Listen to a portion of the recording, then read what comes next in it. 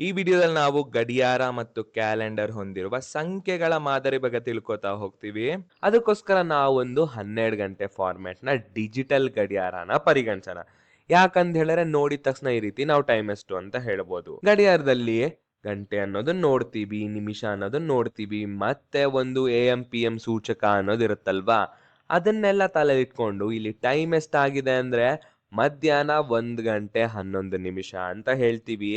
ಈ ನಂಬರ್ಗಳನ್ನ ನೋಡಿ ಏನಾದ್ರೂ ಇಂಟ್ರೆಸ್ಟಿಂಗ್ ಅಂತ ಅನಿಸ್ತಿದ್ಯಾ? ಹೌದಲ್ವಾ?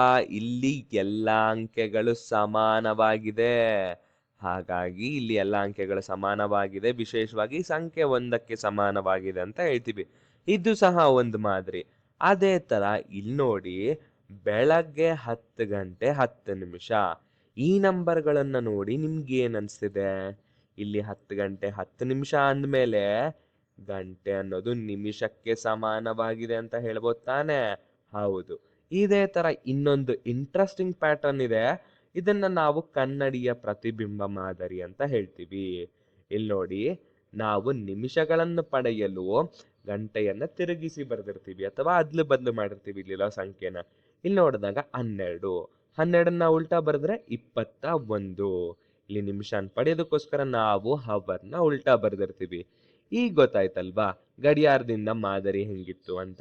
ಅದೇ ತರ ಈಗ ಕ್ಯಾಲೆಂಡರ್ನ ಪರಿಗಣಿಸೋಣ. ಒಂದ್ ಡೇಟ್ ನ ಬರಿತೀವಿ ಅಂತ ಹೇಳಿದ್ರೆ ಕ್ಯಾಲೆಂಡರ್ ನಲ್ಲಿ ಅದು ಈ ರೀತಿ: 15ನೇ ತಾರೀಕು 6ನೇ ತಿಂಗಳು 2026. ಮೊದಲನೇದು ದಿನ, ಆಮೇಲೆ ತಿಂಗಳು, ಆಮೇಲೆ ವರ್ಷ ಅಂತ ಆಯ್ತು. ಇದ್ರಲ್ಲಿ ಮಾದರಿ ಕಲಿಯಕ್ಕೆ ಒಂದ್ಸರಿ ಈ ಡೇಟ್ ನ ನೋಡಿ, ಅದೇ ತರ ಇನ್ನೊಂದು ಡೇಟ್ ನೋಡಿ.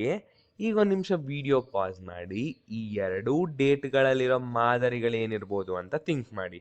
Very good. ಮೊದಲನೇ ಡೇಟ್ ನೋಡಿ ಮಕ್ಕಳ, ಇಲ್ಲಿ 20 ಇದೆ, ನಂತರ 12 2012.